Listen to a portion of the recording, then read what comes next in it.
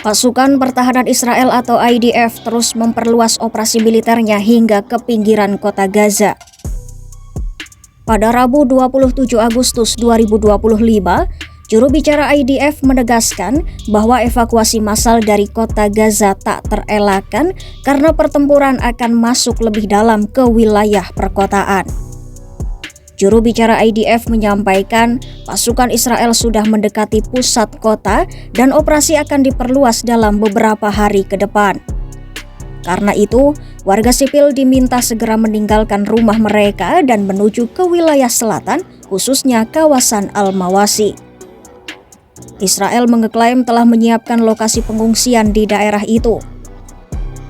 Mereka menyebut akan mendirikan tenda-tenda, pusat distribusi bantuan dan infrastruktur air bersih. Bahkan, IDF menambahkan jumlah pusat distribusi bantuan di Gaza Selatan akan diperbanyak menjadi 5 titik untuk menampung gelombang pengungsi baru yang diperkirakan membanjiri kawasan tersebut. Namun, bagi warga Gaza, pernyataan Israel itu tidak serta-merta menjamin keselamatan mereka. Banyak pengungsi sebelumnya melaporkan bahwa wilayah yang disebut aman pun kerap ikut menjadi sasaran serangan. Hal itulah yang membuat warga berada dalam dilema antara memilih bertahan di rumah dengan resiko menjadi target atau mengungsi ke wilayah yang juga belum tentu aman. Sementara itu, perkembangan politik dan diplomasi juga semakin rumit. Perdana Menteri Israel Benjamin Netanyahu tetap menolak usulan pembebasan sandera sebagian.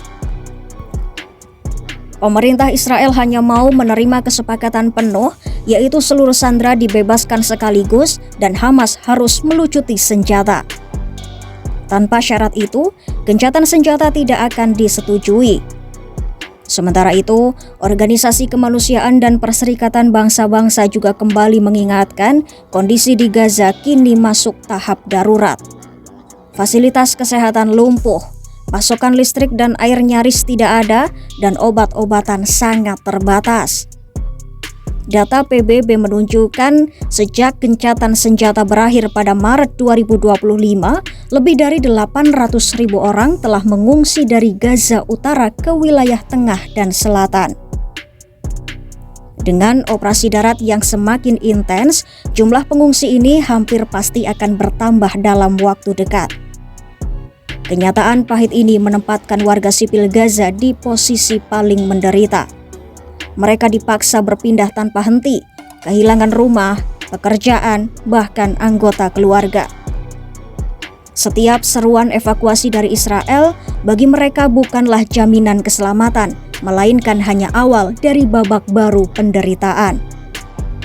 Ya, di lapangan kondisi warga semakin terhimpit. Tank-tank Israel dilaporkan sudah memasuki permukiman Ebat al-Rahman di tepi utara kota Gaza. Pasukan Israel menembaki rumah-rumah, memaksa banyak keluarga mengungsi di tengah malam. Warga yang selamat pun menggambarkan suasana horor. Ledakan dan rentetan tembakan terdengar sepanjang malam. Drone menembak tanpa henti dan banyak keluarga terjebak tanpa tahu harus melarikan diri kemana. Militer Israel juga mengumumkan keberhasilan menewaskan Mahmud al-Asaud, komandan aparat keamanan umum Hamas dalam sebuah serangan udara.